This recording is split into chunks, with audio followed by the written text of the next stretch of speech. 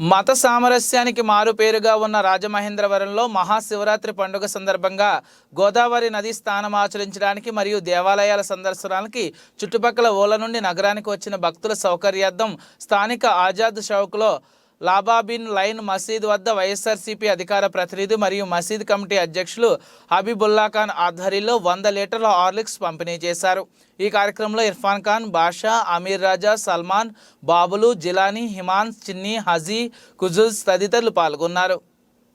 Azad centre రాజమండ్రిలో ముస్లిం యువత అందరూ కలిసి ప్రతి ఏడులాగా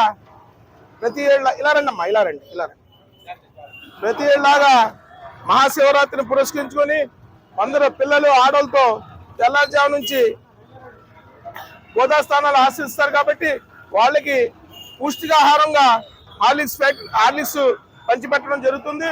ప్రతి సంవత్సరం కూడాను రండి అక్కడే అటి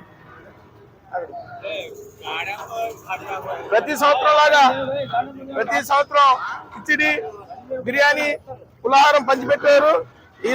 ఈనాడు మన రాజమండ్రి యువత అంతా, మా ముస్లిం యువత అంతాను హిందూ ముస్లిం ఐక్యతతో ఎస్సీ కుర్రోళ్ళు ఉన్నారు, అందరు కలిసి ఈ రోజు హార్లిక్స్ పంచిపెట్టడం జరుగుతుంది। 100 లీటర్ల హార్లిక్స్ ప్రజలకి పంచిపెట్టడం జరుగుతుంది।